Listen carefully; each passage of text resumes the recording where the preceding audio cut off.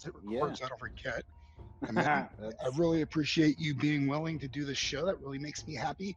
I took a little bit of a gander at your website, but where are you right now in the world? Right now I'm in Germany. Oh, Uh, okay, great country. I love it there.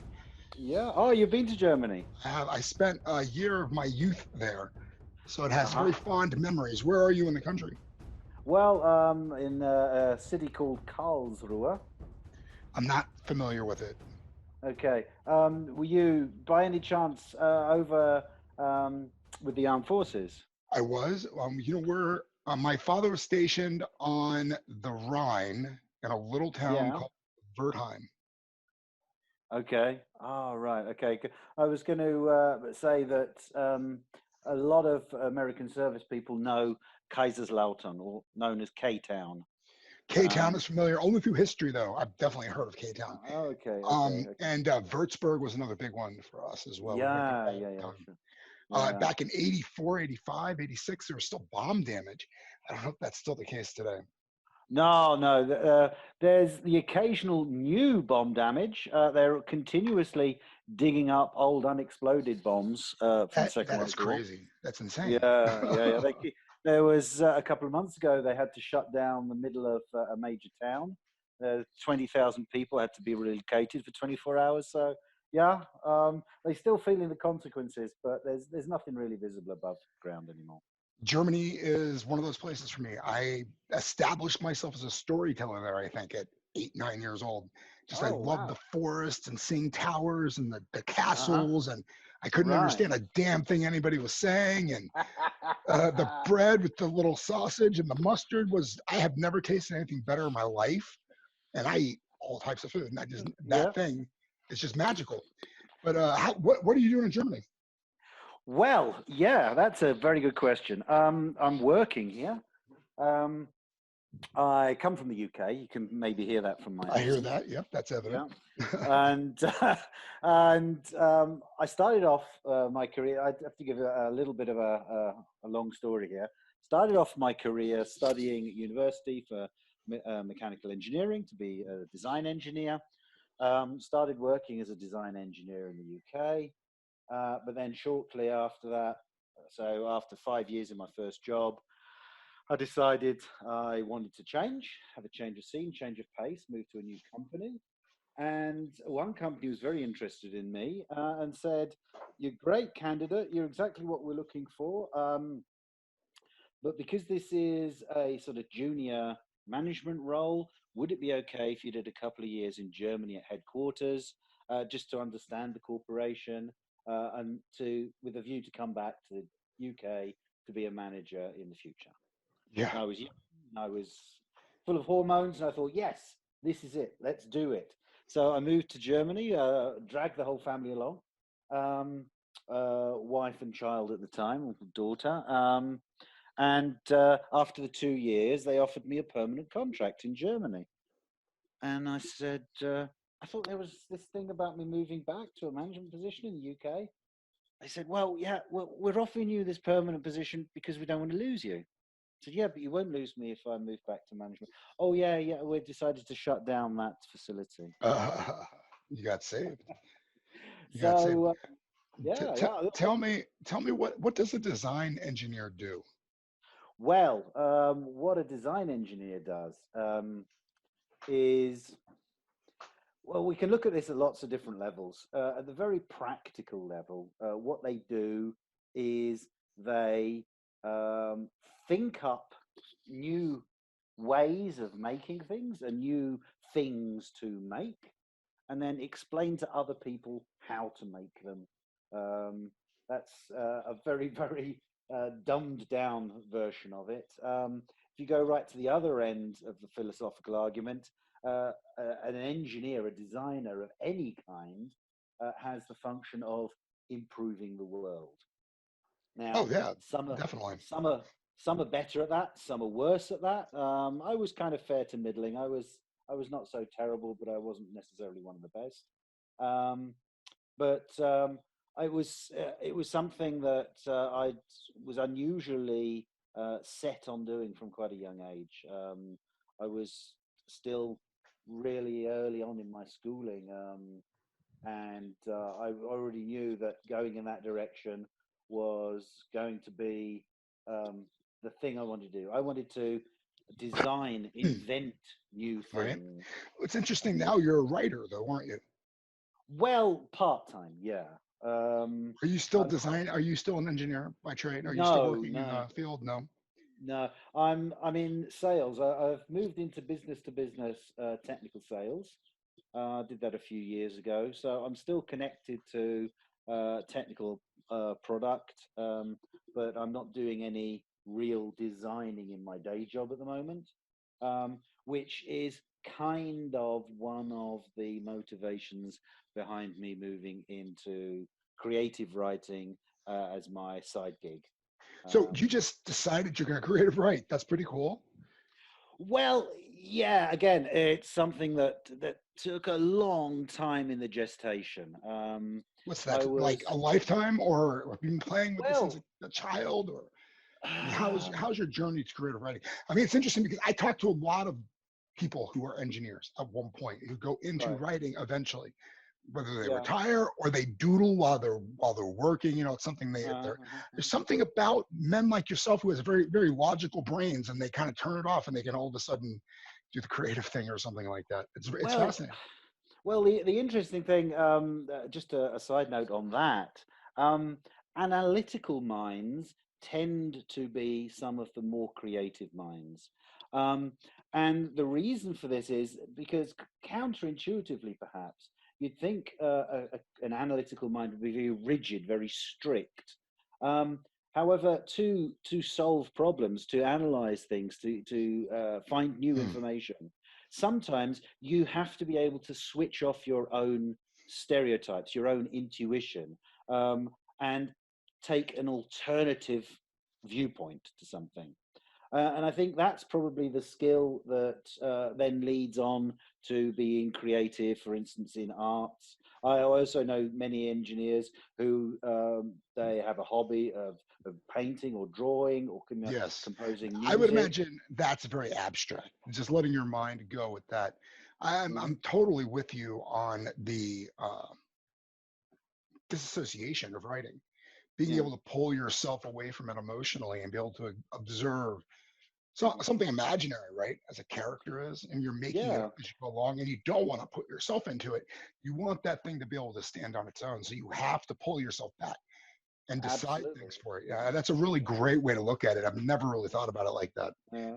Well, I'm sure different people approach the same challenge from a different direction and have different ways of solving it. It's just I can imagine that this is one of the valid pathways. I Um, recently just read something about mind theory, if you're familiar okay, with it, right? Have okay, you, mind theory is kind of like guessing which way a person's mind is going to go, thinking for them before they actually do the thought. right, It's right, it, okay.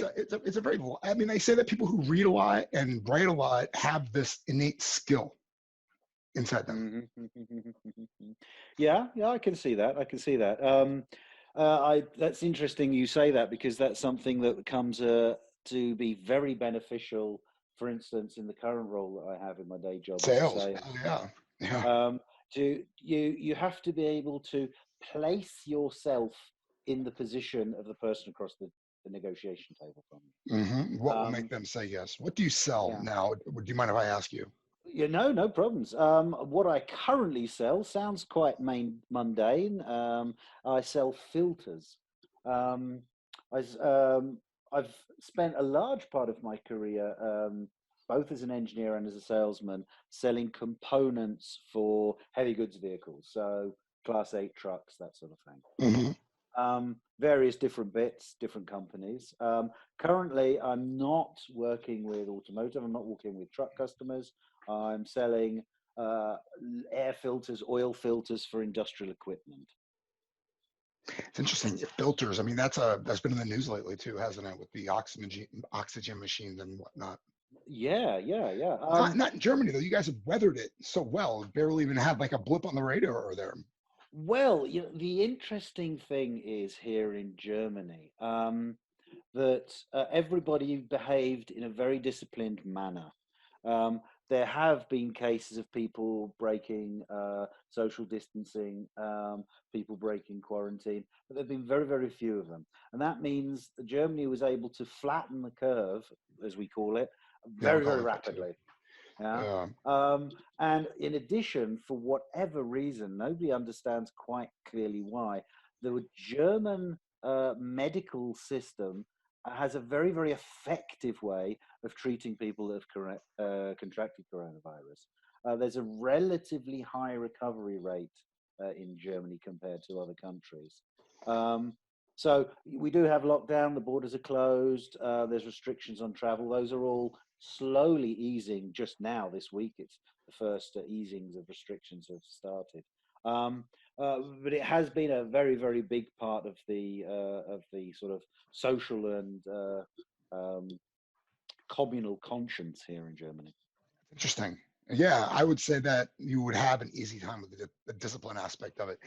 New York, things are starting to open up a little bit. You know, businesses that have been closed for the last 6 weeks are starting to Yeah. unshelter, but Mhm. other parts of this country aren't cooperating. So, unfortunately, I think that we might have a continued problem here. It's not going to go away. Then you questioned what exactly it is because man, our leadership is so bad that you really just can't. I mean, on both sides, it's disgusting if you're a Democrat or a Republican here. You just can't trust Mhm. anybody. Yeah, yeah. This political brinksmanship is just really just going to destroy everything. Well, yeah. What I think I'm not going to pick on a particular country to comment here. Just in general, one of the ways that I think about the world, one of the ways that I naturally analyze things is I use this principle that I call fractalism. And Factalism. yeah, fractalism comes from a mathematical expression, fractal, um, Fractal. Okay. which is to do with patterns. It's to do with repeating patterns that repeat themselves not only next to each other at the same size, but if you zoom in, get closer and closer, then the same pattern reappears just at a Hmm. smaller scale. And when you zoom out again, you get the same pattern just at a bigger scale. So the same shapes keep repeating themselves at different sizes. And the human mind loves recognizing patterns and shapes.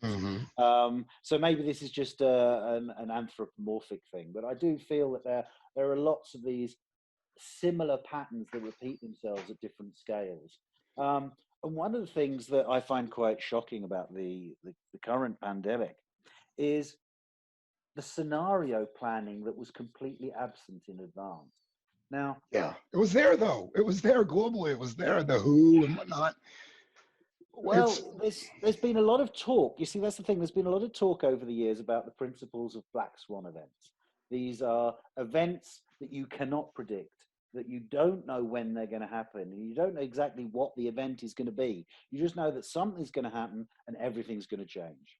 Um, and this was, I think, even back in the 50s, they were beginning to talk about these black swan events, and later it became more more serious, and they started up a whole science of how to deal with these sort of things. And people realized that you can actually plan for them.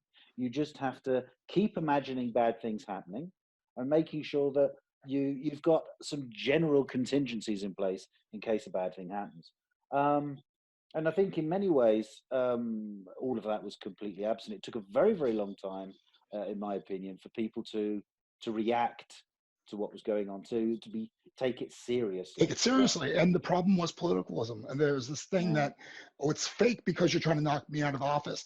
I mean, at this point, I hope it is fake, and you do get knocked out of office. I don't even care. I basically have been quarantining myself for a year, so whatever. You know, I mean, it's like Yeah.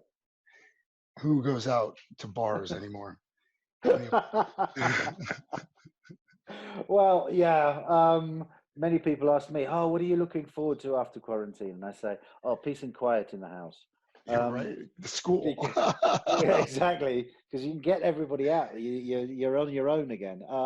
But yeah, that's just the miserable lone writer aspect of my character, I think.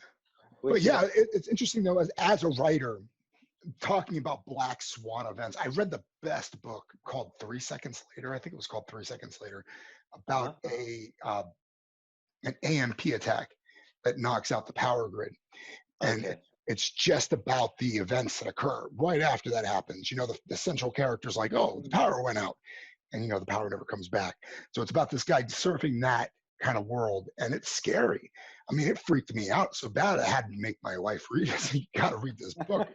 You got to prepare yourself, because I mean, thinking about my family having to go through something like that, and the fact that infrastructure can get so rotten through the corruption, it could happen anyway. It doesn't take an AMP attack. It's just our own corruption might do it to us. Well, it's interesting you say that. I think it was middle of last year, middle of 2019.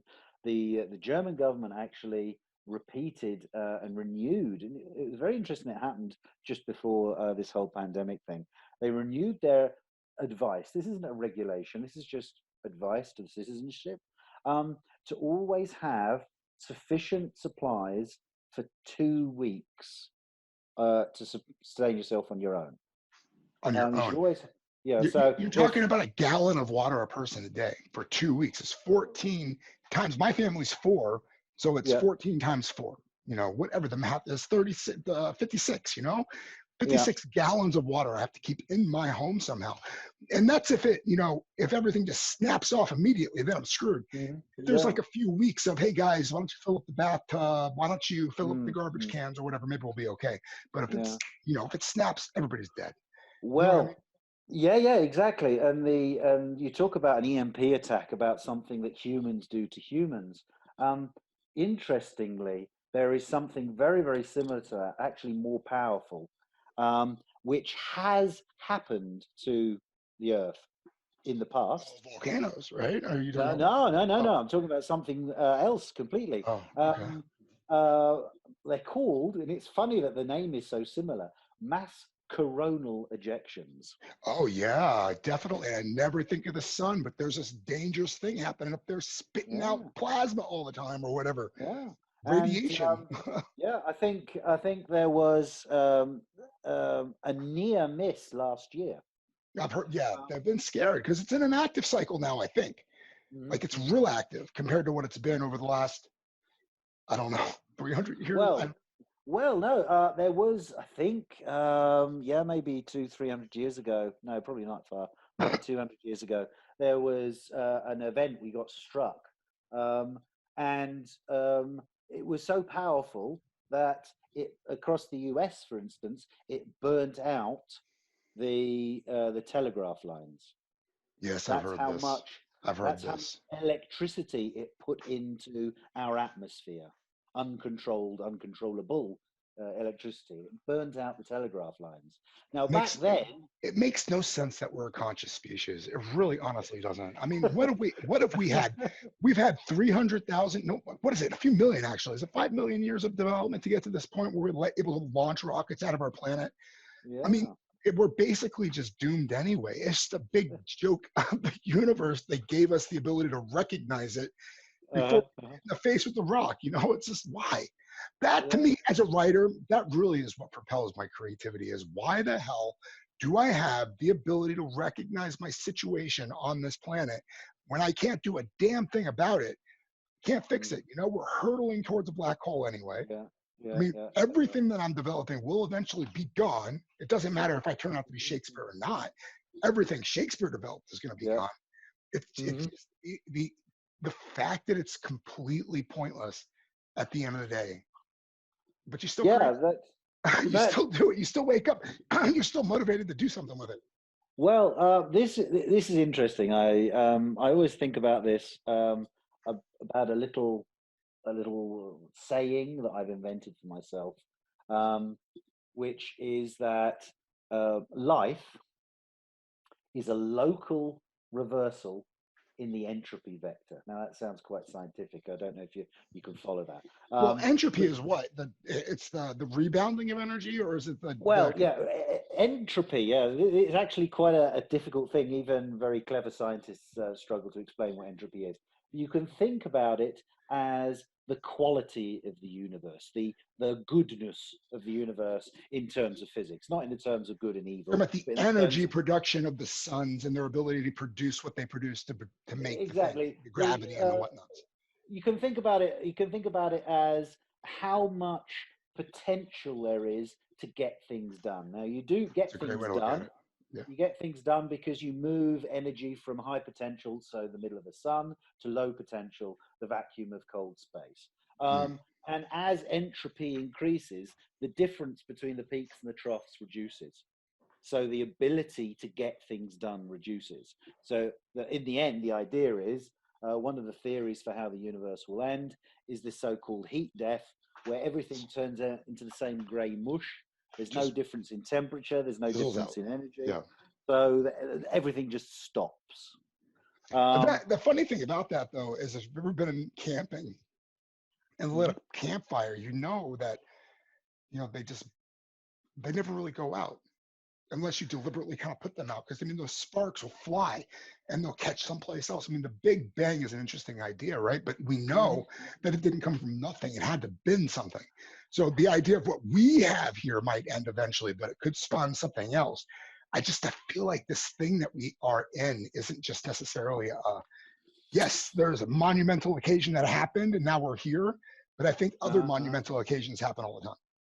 Well, it's interesting. It's interesting you say that, and that we've so comfortably and quickly landed on the idea of, or the discussion of cosmology, because that was actually one of the central pillars, one of the central inspirations of me moving into creative writing. Um, and I've perhaps approached the whole idea of creative writing from a different angle. Not so totally different, but maybe again, talking about fractals, the scale at which I'm doing this is completely different. Because many people say, oh, I've got this cool character. I'm going to write a story about this cool character. And then they have to sort of build a bit of an environment around this cool character. And then you get a cool story. I mean, if it's executed well, it's okay doing that. Other people say, I've got this idea for this cool country.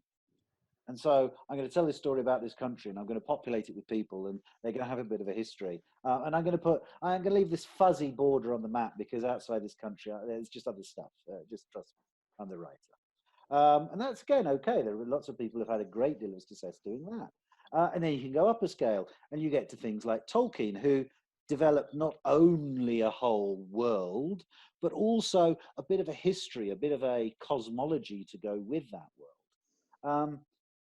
And I effectively started my initial spark of inspiration, that initial spark that leapt out of the campfire and caught on its own, was trying or considering how to build a completely new universe from scratch. Yeah. Is that what your fiction is? That you're when I took a look at your website and it definitely looks fantasy oriented. Yes. Yes. There's a long story that everything, all my anecdotes are long stories that I desperately always try to keep That's what short. makes the best podcast guest. Honestly, if you had, I had the fortune of talking to a nice young lady from Hong Kong, but Uh-huh. it was every question I asked, it was a very single sentence. And then she Uh, would uh, stop and pause, and I would be like, okay, I guess that's done. But basically, the conversation was 1,000 questions because I couldn't get her to elaborate on anything. So, I mean, honestly, if I could spit an idea in your direction and you could use it for like 30 minutes of talking, I'm good. uh, I'm good. okay. Well. Okay. So right, roll up your sleeves. Here we There go. we go. They're rolling. Uh, um, the yes, the books that I'm currently writing. So we'll skip to the end. So we'll, as many people do, not everybody. I used to do this when I was younger as well. You pick up a new book, and what you do is you skip right to the back of the book, and you read the last line on the last page, and then you go to the start of the story and read it through. Lots of people do that. I always thought I was the weird one that did that, I am but not one of those people. no, I've met quite a lot of people that do that for whatever reason. Anyway, so the skip to the end is yes. What I'm currently writing is fantasy, starting at the very beginning. I decided that I had this idea about you were just talking about the universe begins and the universe ends, and I had this event. It was a very mild, pleasant event, but I was in this particular situation where I thought, well, there's all this talk about curvature of the universe and Mm. about maybe it's wrapped round on itself. So maybe the universe doesn't have a beginning and an end. Maybe it is completely perfectly circular, or at least cyclic. It just repeats itself again and again. So there is no end. Not You just perfectly though. Messy. It's nature. It's like a giant, I was going to say shit in the woods, but that's kind of crass.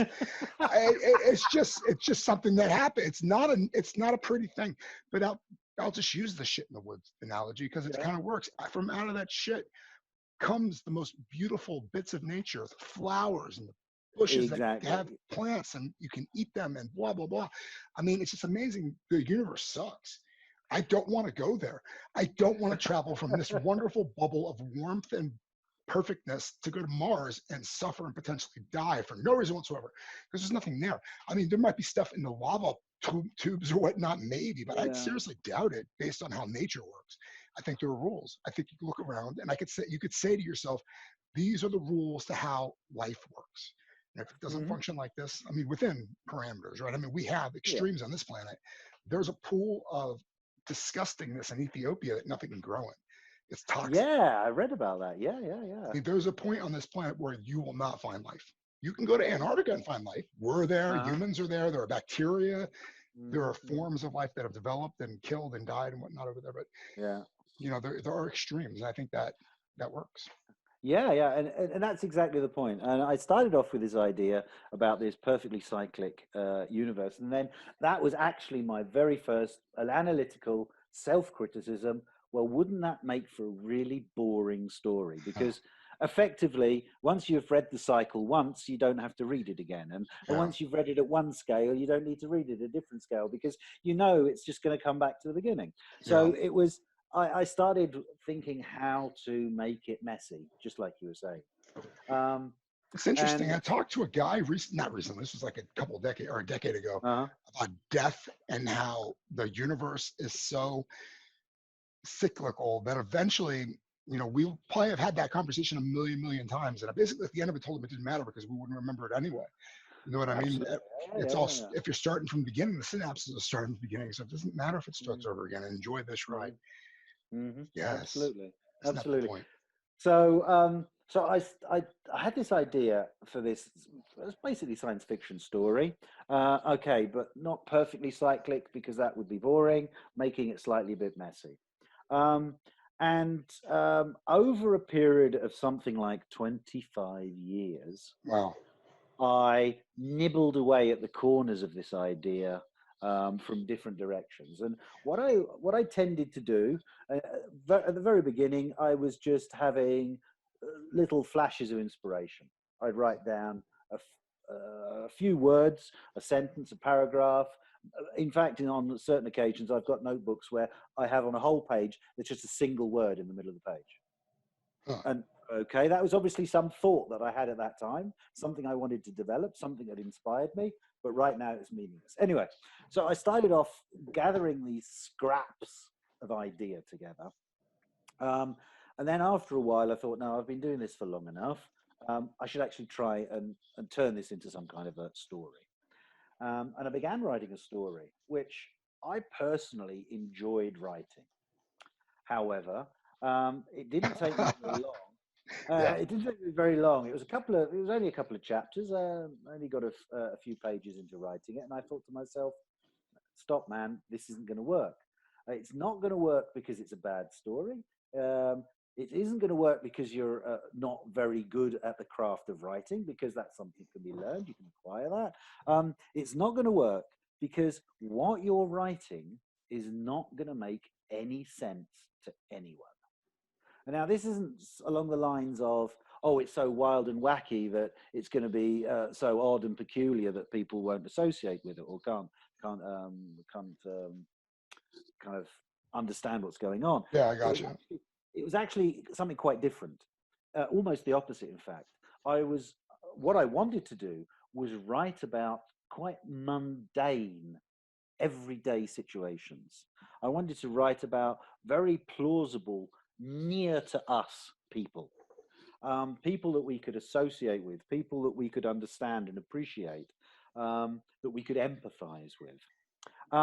But then every now and again, in this world that almost looked and smelt and sounded and tasted exactly like ours, peculiar things would happen.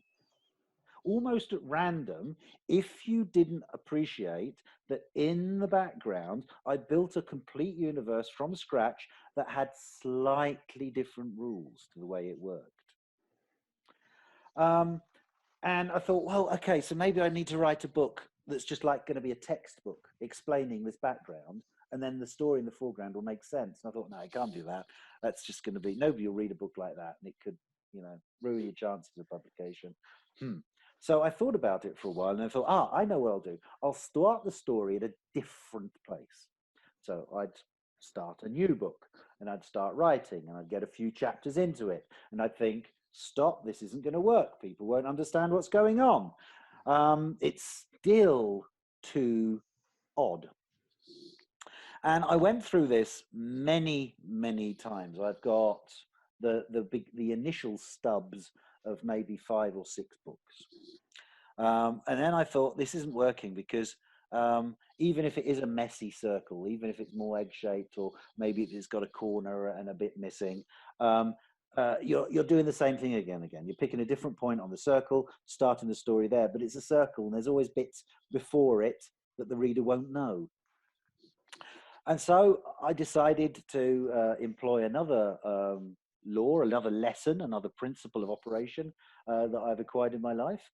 A hobby is when you set yourself an impossible task and then cheat until you achieve it.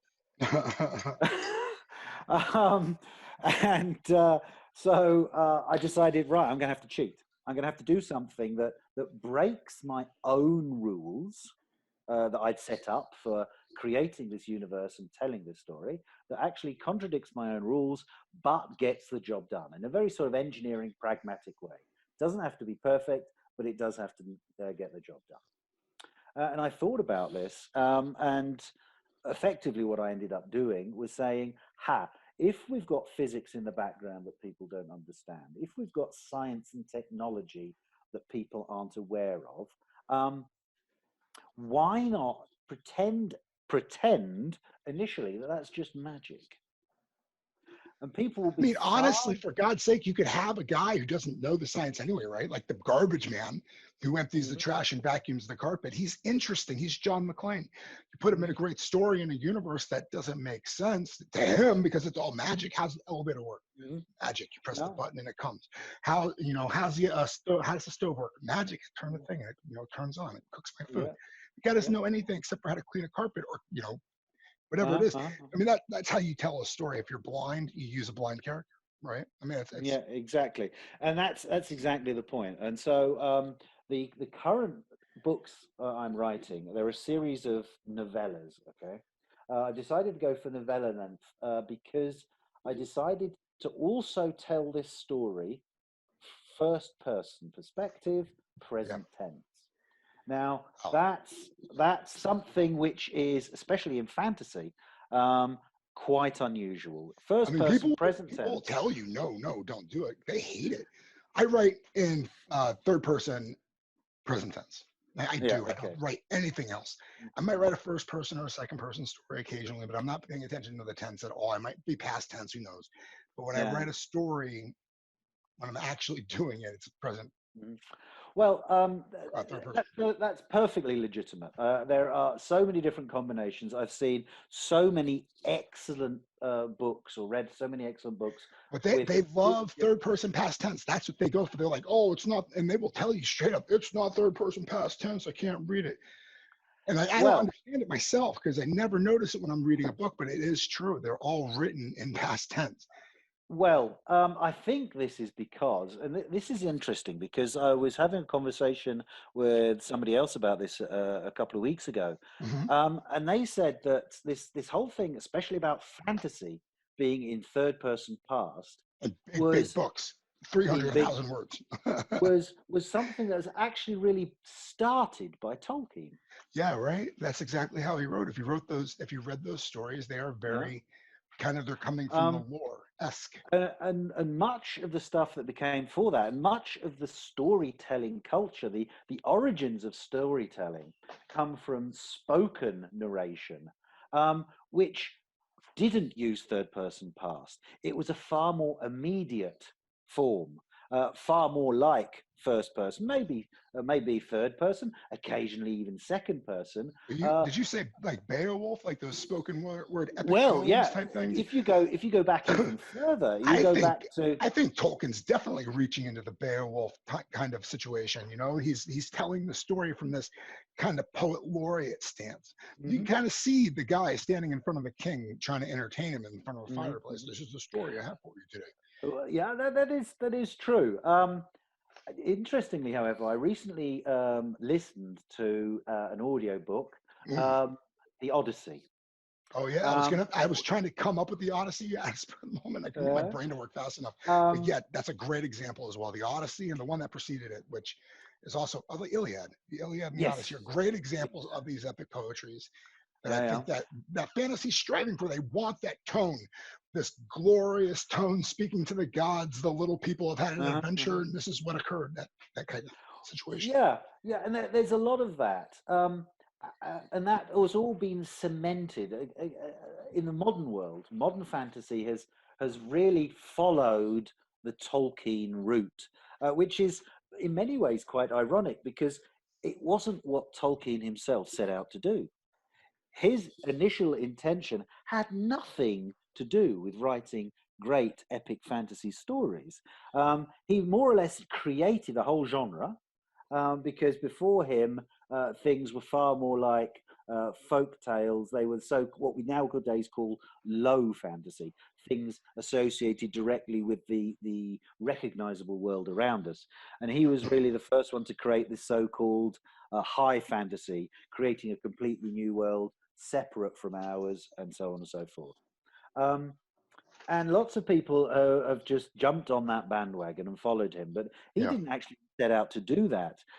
He was an academic, a linguistics professor at Oxford, and he actually began by setting himself the challenge of creating a new language. He wanted to understand how languages worked. He wanted to better understand how they worked, and he thought the best way to do that was to construct his own language.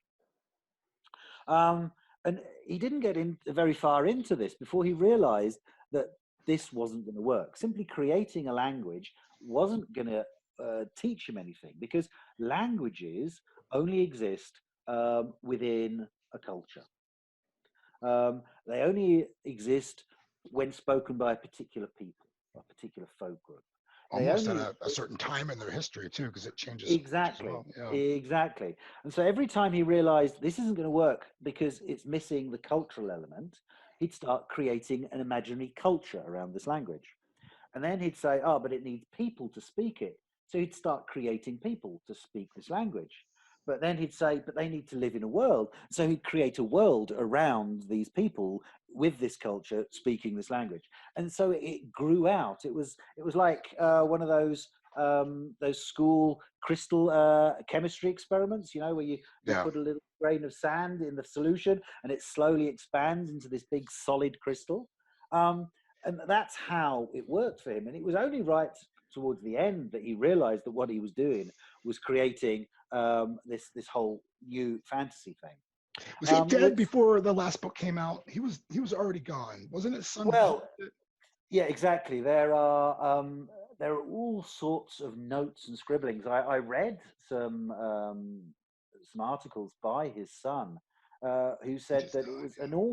it was an enormous challenge to publish the last few books, because looking through Tolkien's work, he realized that the guy had been so creative, he'd been so prolific in his writing, that at times he hadn't had the opportunity, he hadn't had the money, he hadn't had the time, he hadn't had the inclination to go and get a new notebook.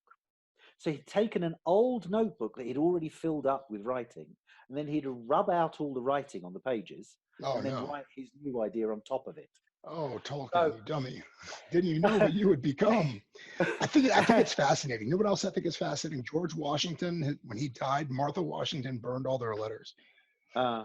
like destroyed all of them. I think it's so fascinating when you have a historical figure like Hmm. Tolkien, who had Hmm. they destroyed their own thoughts. I mean, these Mm, ideas that they put on paper would have been so miraculous and so magnificent to be able to read now, yeah. but now they're gone. Well, what interestingly happened that fortunately he wrote in pencil. And so the original pencil writing left an impression on the paper, even though the pencil Oh, marks the Christopher. graphite marks. God, no And so, wonder he was mean, right? God, can you imagine that? I'm going so to he I'm effectively, going to hunt the indents on the paper for Daddy's words. That was yeah. his entire existence on this planet. Uh, That's what he did, yeah, so that's a form of dedication and something right? to. So, I mean, not all of it. Some of it was still the surviving writing, but he did actually decipher a lot of the rubbed out, the lost stuff. And so He'll I be think, lost to history too. I mean, I don't think that you remember Christopher Tolkien in 30 years. You know what I mean? I don't even think if you walk down the street and you ask people if they know who Christopher Tolkien is, they probably won't, right? And yeah, that was his entire life's work. He was a curator to this 4 volume set, no, 5 volume set of novels. yeah. So, It's yeah, and of course, him doing that was perhaps one of the reasons why Tolkien's work, Lord of the Rings, Hobbit, Silmarillion, all of that has become such a monolith, a reference to modern uh, fantasy writing, because without the son's efforts, the father's work would not have been so impressive. God, I Uh, love the idea of writing a fantasy story that takes place in the dark ages, from uh, a peasant's point of view who is going on an adventure because he was told to by a priest or something. We're yeah. going on an adventure. Here you go. And he goes on an adventure, and the entire time he sees miraculous things that he doesn't understand, and he attributes them to Hmm. whatever fate, Yeah, God, Jesus. I mean, I just love our planet. exactly. I try to stick here. I really do. I don't want to make anything up. Yeah. I don't even think I need to make anything up, but I like the idea of realities, right? I like that you can play with what's happened in this one isn't necessarily the same as what happened in the one right just next door. There's echoes and vibrations that cause disturbances.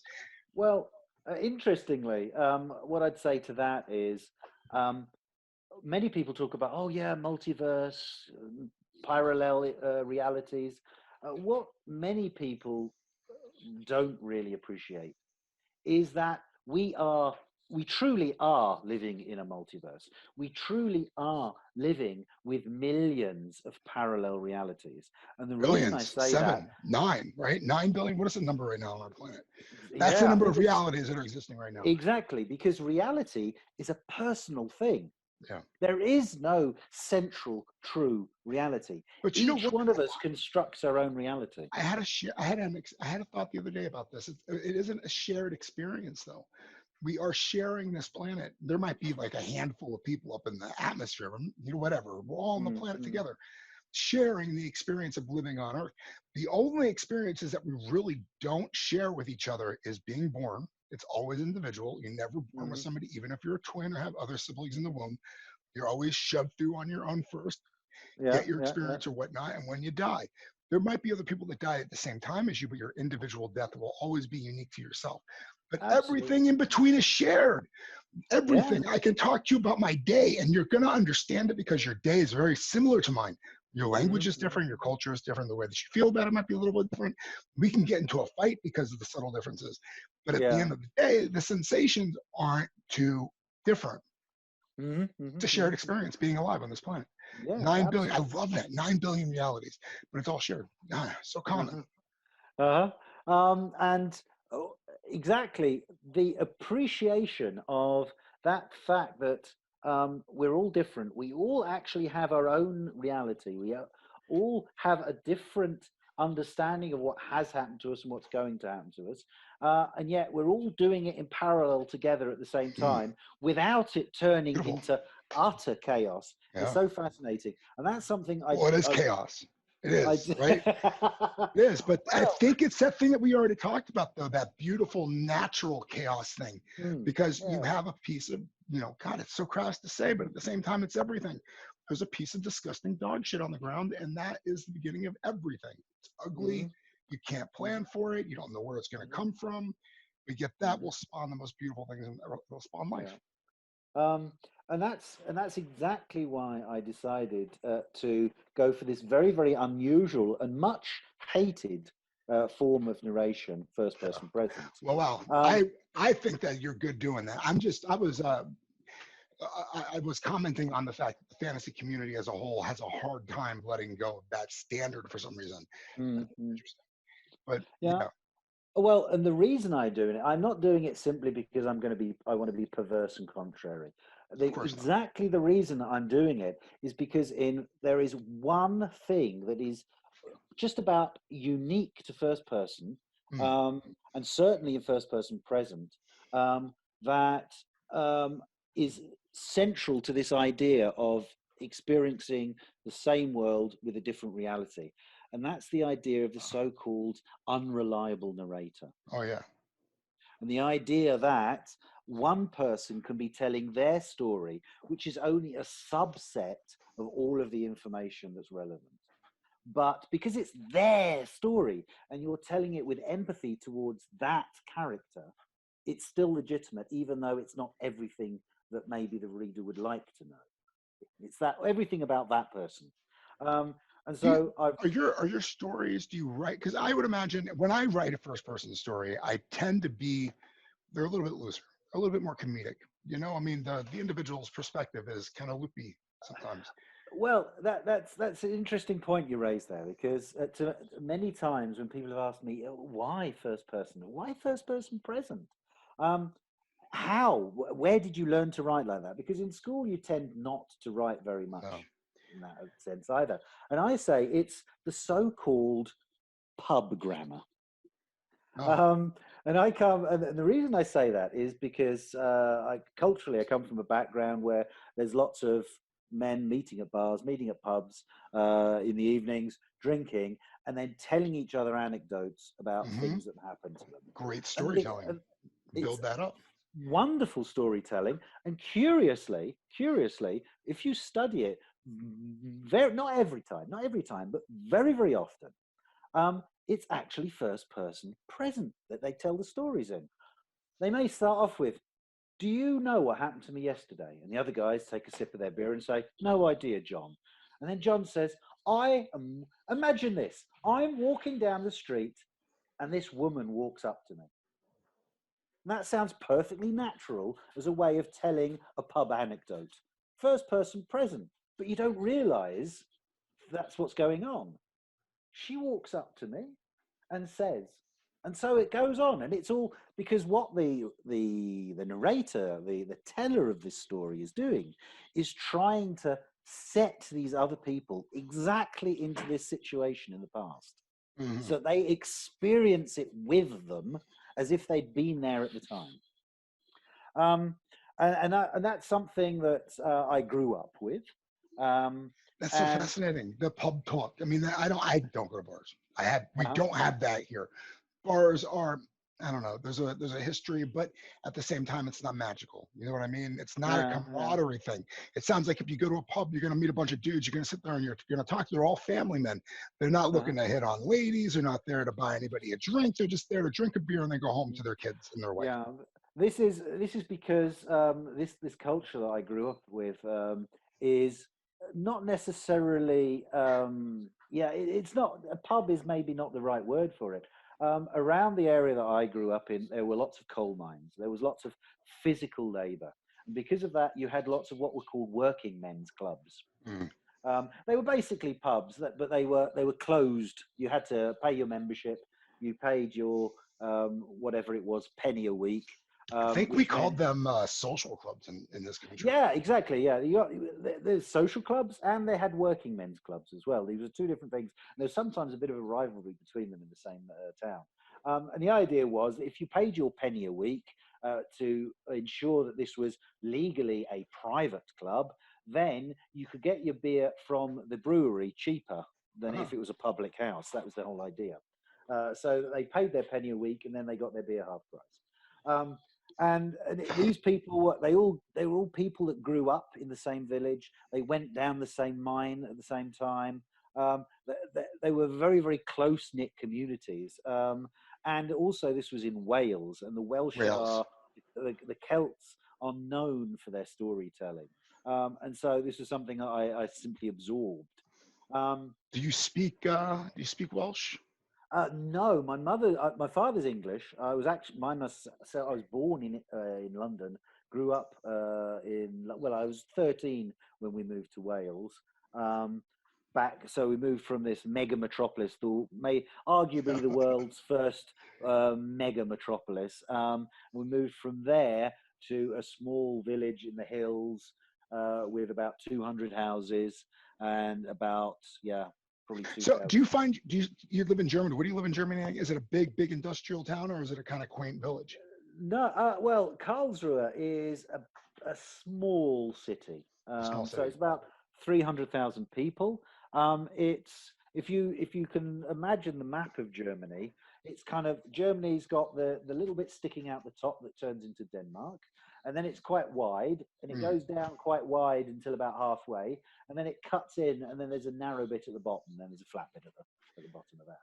And so where it cuts in on the left-hand side on the map, it's next to France, and it's Okay. I was going to just say Belgium. it's yeah. Well, yeah, that's a bit further up. That's still where it's wide. So where it narrows, the inside corner, as it were, where it narrows, is where Karlsruhe is, just on the corner of the border, also on the Rhine River. Um, Karlsruhe itself, there's a bit of industry here. It likes to think of itself as the technology center of Germany. It's in an area called Baden-Württemberg, and Baden-Württemberg is known as the California of Germany because it has a very, very high sunny hours count of the Interesting. year. Do you know And a lot of Frankfurt? Do you know where Frankfurt is? Oh, yeah, yeah, yeah. I used to work very close to Frankfurt. About an hour. Which way? West? No, Well, east. East of well, Frankfurt is where I live. okay. So I am about an hour and a half south of Frankfurt. So Okay, gotcha. I don't think we really made it much farther down than uh, Baden. No, I don't remember what it was called. There's a yeah, big Air Force base, Baden Air Force Base, something like that. Baden. there Baden-Baden, yeah, that's actually south of Karlsruhe. Uh, has a very, very large airfield Yeah, I because think it was that's one of the no. places the big transport planes for the American Army used to land, and so they made this super long runway there. Um, I miss it, man. I fantasize about Germany. I went to Europe after I graduated college. I debated, should I go to Germany and look for work, or should I go to Italy? okay. And I chose Italy, and I really enjoyed the trip. But it was so corrupt. It was so awful. It was like you felt like you were getting ripped off every second. I got a job at a hostel, and the guy was like, "I'll pay you at the end of the month." And at the end of the month came, he fired me. And I was like, "No, no, I'm gonna get my money." And he did. He gave me money, but it was a fight to get every single flipping penny Yeah, from him. And I was yeah. like, "Oh my God, this is so miserable." I don't know what would have happened if I'd gone to Germany. I hear your guys' immigration rules would have been very favorable to me at that time, so I probably should have gone, and I probably should have just stayed. But I did the dumb Oh, thing. I at least well, I yeah, I couldn't get in the Coliseum, but I got in the Roman Forums for free. I just walked in and waved to the guy collecting tickets. I got into Mount Vesuvius, Pompeii. Just yeah, yeah, waved to yeah, the yeah. guy, walked in. These really expensive tourist things. I just, the corruption is so rife that you basically be corrupt yourself. I rode all the buses for free. I got Yeah, caught once by these Napoleon cops, and yeah, the guy pulled me off the bus. He was so mad at me, man. I thought I was gonna get my ass kicked. I deliberately didn't bring my passport. I deliberately didn't bring my wallet or any money whatsoever. I brought okay. nothing. And he Uh, woke me uh, up. I was sleeping on this bus, and we were in Naples. And he knocked me on my shoulder, and he's like, "You ticket, whatever the hell the word is." And yeah, I yeah. pretended I knew no words of Italian. I knew some. I was okay. I could get Uh, by, and I pretended I knew nothing. He pulled me off that bus like I was his child that he caught doing something wrong. Yet he stood well, me up outside and he started screaming at me about where's your passport. And then all of a sudden his buddy came over. This uh-huh. smiley, happy Italian cop came over and he spoke perfect English. "Where's your passport though?" And I said, "Oh, it's in the hostel." He goes, "Oh, where's your ticket?" And I said, "Oh, I don't know. I forgot. I did my stupid, I Yeah, played ignorant. I played as yeah, yeah. ignorant as I possibly could." And he's like, "Oh, don't worry about it. Go home and enjoy." bring your Uh, passport next time. I was like, oh my God. well, yeah, that's a thing in Italy. If you're not part of a family, if you're not part of a group, a social circle, then you're an outsider, and then it's very Yeah, difficult to get in. In Germany, it's slightly different. In Germany, you have to have all the paperwork, and if you have the paperwork, if you have the certificates, then you're okay. You're an insider. But if you have something missing, then you're an outsider, and it's very difficult to break in, as it were. finding work or whatnot. I System. mean, Yeah. I tend to like those cash jobs for that, moving into a place. I don't know. I'm not going to do it anytime soon. If I ever publish, I'd go there and write another longer work. It's been kind of a fantasy, get a place on the Rhine and just kind of write for a few months. Oh, well, Kick me out. that would be great. Yeah, yeah, Yeah, that would be big fantasy. wonderful. Something to Yeah, dream about anyway. What are you working towards in terms of your website? I think you said that it's still in development. yeah. It's in development since about a week and a half ago. About when would this have been? About 2016. I thought I'm going to make myself a website, and I'm going to do stuff on the website, and I'm going to Now, hold on a second. show. You said 2013, and a week and a half ago you put it Well, well, yeah. up. You, Well, sir, no. are glacial. You're glacial, Well, I no, no, think. no, no, no, no, no, no, no, no, no, no, no, no, no. There's an in between phase here. There's a bit of the story you're missing. And I actually started writing a website from scratch because I'd Oh looked at my all God. the ones, I looked at all the systems that were available, and Hmm. the engineer in me came out again. And no, that doesn't it do this thing, and that's missing the other button, and that one over there is just plain smelly. Um, and no, I was going to do it from scratch because I was clever and I understand programming. And I'd fortunately had a few courses on the basics of web programming, and I understood uh, how to do it. And I set about doing this. And I created a website. It took me probably half a year, maybe 8 months, to create this website, which did some very interesting things. I put it up. It was available. People could go and look at it, um, and it certainly did some very interesting stuff. However, it also had lots of holes and lots of bits that didn't work at all. Uh-huh. And then what happened was the day job took over, and I didn't Yeah. have time, and it fizzled out. And it was there. I left it there for the 2 years, and people who were unfortunate enough to stumble across it would be blinded by the terrible color scheme, um, and confused about the way that the way I'd laid out the menus and the buttons and I everything. think I call them bots. I don't think those are real people that stumble upon our old stuff. I have old blogs that are like that I just happen to look at sometimes like, God, man, Uh-huh. there's like a view yesterday from a post in 2005. That's not a real Yeah. person. Yeah, man. So, I get so, that. and it all kind of went into hiatus. It all fizzled out. And what happened was about 2 weeks ago, I said to myself, "No, this is no good."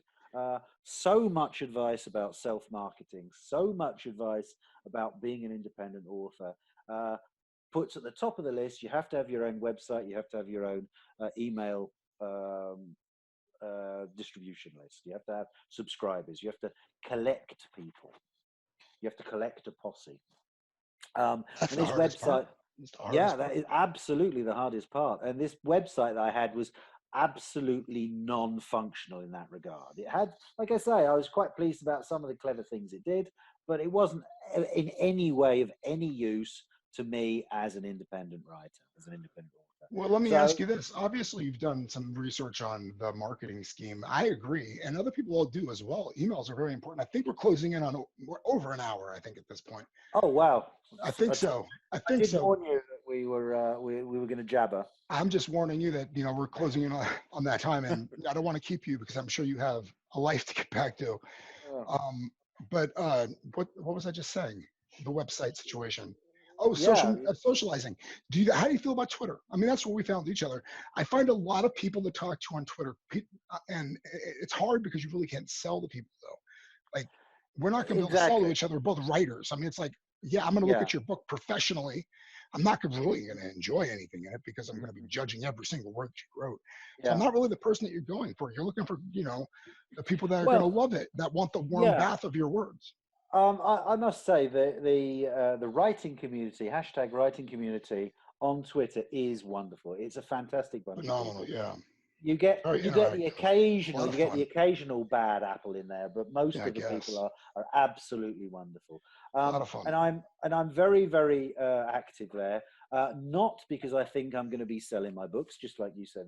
These aren't my target sort of market for selling to. One thing I do believe in quite passionately as a independent writer is that it is a community effort, that we have to support each other so that we all produce the best work possible. I mean, we Uh, have a map for what to do if you want to be selfish, right? I mean, there are people who have monopolized the industry for most of the last 100 years. They tell you what's good. They tell you who they're going to publish. There's a mhm, huge gatekeeping situation happening, keeping everybody else mhm, out. And now it's effort. I think now you can put forth the effort and potentially collect enough to make a living. It doesn't take a mhm, lot. Like you don't really need a lot of money to live in this world and be able to produce fiction if that's what you want to do. mhm. So Yeah, I mean, I exactly. think that's 20,000 people that love you and are willing to throw $5 at you occasionally. Hmm, Good hmm. for the rest of your life. Yeah, absolutely, absolutely. Um, so that's something. Collecting that readership, collecting those dedicated fans. I mean, if you take a few recent examples in that direction, you look at the Martian with Yeah, but no, Andy I don't Weir. count it though because I think he started a little bit early, and somehow, what he did was the egg popped for him. The egg popped somehow. If you Well, read the, what if well you, what I understand is that he began um, publishing that as a blog because he had the idea for the yeah, book. but he had a story. Have you read his short story called The Egg? No. Okay, this is why we know Andy Weir's name. This is a 500, Okay. 800 word story. You need to look it up Really? right when we get off this podcast because it's one of the Uh-huh. most phenomenal things that's happened, like literarily. He wrote Okay. this story on something, somewhere, history, whatever. It Uh-huh. popped and it has been translated into 21 different languages. And he is regarded like a deity because of this story. Like they Oh, think he is Christ incarnate because he wrote this story. right. I swear to Christ, I swear to God, he's like spawned a religion because of the short story. Oh, That's how wow. No, important I it have is. to check it out. And Yeah, off of that Genesis, excuse the pun, yeah. he Yeah, started writing The Martian. And in writing The Martian, he already had an established community that fucking loved him. yeah. That Yeah, loved him. yeah. And he wasn't writing The Martian going, guys, love me. I'm writing The Martian. He was already established as a Ah, okay. god because of the egg. Okay. Ah, I didn't realize that. Oh, I have to check that out. I Oh, invited him to be on my podcast, and I actually got a response saying that he does not do podcasts. And then, like, really? yeah, I got a response, and then he said, "I will do a written interview with you." I don't want your dumb written interview, so so I passed it. Masterclass in missing the point. Yeah. I passed it off to somebody else. Uh, but Okay. um, but then, like a month later, he did a fucking podcast, and I caught it. Like Joe Scott, the big Uh-huh. science writer, big blogger, science blogger. Okay. Like, oh Okay. man, you're a jerk. But I Yeah. love Andy Weir. He's one of my favorites. Ah. Artemis. Did you read Artemis? Yes, I Moon think one. so. It got lampooned a little bit, but I thought it was really good. Uh-huh. He's not a great Well, writer, and he struggles mightily. He struggles. He can't. He has a hard time with it. He needs a lot of help and guidance. well, this comes back to something I always give as advice, especially on Twitter. People ask me, "What in your?" I have absolutely no formal education in creative writing. But you Um, have a gigantic formal education and you know a language that really messes with a person's mind. When you learn how to math stuff, you really do things to your brain, critical that thinking wise. that is true. And you have to And know the may, rules. You have to know the little bit of grammatical rules to get through the papers because you have to take at least, I don't know how English education works, but 60 credits worth of, regular stuff. And you have to write your papers and you have to be good at uh, it. If you don't, then you're well, going to fail. well, that is true. And that's probably what leads on to me saying this. When people ask me, "What's your best advice for being a creative writer?" My advice is very, very simple. 4 words, okay? 4 words, 2 concepts. Write turds, edit diamonds. Yeah. And it's as simple as that. It does not matter how absolute, utter garbage your first draft is. The Really does. first draft's purpose is Or to how be great you think it is either, which some people, including exactly. myself, sometimes get in love with first Hmm. drafts. Oh my God, you're a first draft. I love you. But it's Yeah, really yeah. sucks. And I mean, honestly, I'm rewriting a novel right now Hmm. that this thing I gave to people and said, Hmm. my God, I'm so proud of this thing. I wrote this and I'm rewriting it now. And it is the most atrocious piece of writing I've ever read in my life.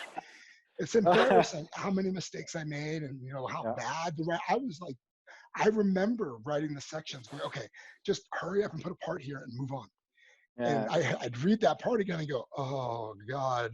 And I think about the 20 people that got the email saying, hey, I wrote this novel. Hmm. Oh Hmm. my Hmm. God. Hmm. Um, Well, so yeah, I'd say with my own writing, probably 20-25% of my time is spent actually writing. The rest of the time is you too. spent editing. Oh. Yeah. Well, no, actually, research is something I know. Lots of people research, but I tend not to research very much because, at the one level, there's this whole thing about I've created this thing from scratch anyway. So the best reference resource is inside my own head. Um, Well, and that's from the other point, exactly what I was at if I was able to, is that while you're writing, it's better to just ask yourself questions. Does that make sense? No, why mhm, not? Let's find out. Oh, ex- okay. You know what I mean? If you can convince yourself that you know something, then you're probably going to convince somebody else. mhm, mhm, mhm. Yeah, Um, absolutely, yeah. absolutely. So, what do you want people to be aware of with you? Where to find you, social media wise, website, stuff like that? Right. Okay. The let's push at the first. My website is very simple to find. Um, it's Charles Gull, so that's written together. CHARLES GULL .mobi. Moby. Um, Mobi, yeah. I've hijacked the old mobile website because I thought it'd be really cool for an independent author writing for ebooks because Mobi is one of the ebook Oh, formats. it is. I just realized that. Oh, I've Yeah, seen so other authors with that same site. I didn't connect until just now. yeah, I think yeah, I think because it used to be specifically for websites that were for small mobile devices. That's what it's called, Mobi, Oh, mobile. interesting. I did not know But that. just like lots of yeah, IT companies get themselves Italian websites, so they have IT at the end. I think Never it's even quite realized cool. that. Obviously, that is an Italian website. Oh my God. Uh, It's also very interesting to me. I read online not too long ago that when you look at a game being developed, the people uh-huh. who are developing the game, they're just basically making it not broken enough to sell because Yeah, all code is basically broken with workarounds built inside of it. I thought that was absolutely, fascinating because I've been playing video games my absolutely. entire life and they seem so Yeah. seamless. Yeah, They're well, just I actually got an experience Frankenstein's. of this with something else, something that was more complex earlier than computer games. I don't actually play very many computer games myself, but I used to Wish I work a played lot more. I get with bored. Get real with bored. computer-aided engineering, so Uh, designing stuff on computers. And I yeah. used to work with a design package called CAD. Medusa. Do you use Yeah, yeah, CAD? Is that exactly. one of them? CAD. Yeah. Yeah, yeah, exactly. Um, and it was quite fascinating because it was all stuck together with bootlaces and spit. At one stage, it broke and it dumped an error message onto the screen, and the error message said, "The following code is non-functional." And it then showed you the piece of code that the original programmer had actually written, and the piece of code was the phrase if what was it? If mouse, cat litter. If not, dog flap. That was actually the piece of code that he'd written in his program. So he'd obviously given these all had different concepts, but he was just messing around with this in his head, and he had so many different variables, so many different things that he was trying to keep hands on. He couldn't give them all proper engineering scientific names. He'd run out of words, so he started calling things dog flap and cat litter. I think it's so fantastic. I mean, that's your job. That's why you're a writer. It's like you want to figure things out. I mean, out of Mm. the chaos of these characters, and you're forming them because you could figure out complex problems like that. Mm. Dude, this has been a fantastic conversation. I'm so happy that I ran into you today on Twitter. If Oh, it's you been want, real. It's been a real joy for me as well. Thank you for the if you offer. have something that you want to talk about going forward, don't hesitate. I mean, the science discussion by itself is just really fantastic. Yeah. There are so many holes, rabbit holes we could jump down. Right? So, Totally, um, in all sorts of different directions. We've really only scratched the surface of it totally. today. So get some stuff out there so we can talk about it, and we'll get you back on whenever you want. Yeah. Um, I Yeah. Sure. I So the think first three novellas are already out. okay, There three should be another, novellas are out. and the fourth novella should be out later this year. What are they under? How big are the novellas? Well, they're between 30 and 35,000 words. They're quite Okay, large they're novellas. They're large novellas, but they're almost still small novellas. Yeah, novels. Yeah. yeah. That's good stuff. I mean, could you group them together and form larger works? I mean, you're looking at like Well, a 70,000 word story, and sorry, that's unfair of me to laugh at that question. They are grouped. They are grouped at level one. Level one means that they're grouped into sets of 8, and the set of 8 will create a volume, which should be a reasonable amount of story. Each one is quite short because it's only a single character's experience in a single section of the plot arc. yeah, But 8 of them together should give you more or less a traditional plot arc. I've got 3 of those volumes planned out. mhm, So we're talking there about 24 books already. And something we didn't mention right at the beginning when I was talking about starting a book and then restarting the story early and then restarting earlier. These novellas, these 24 novellas, are actually were originally going to be a prologue to a completely different book. So you can get a feel for the scale of what I'm working on here.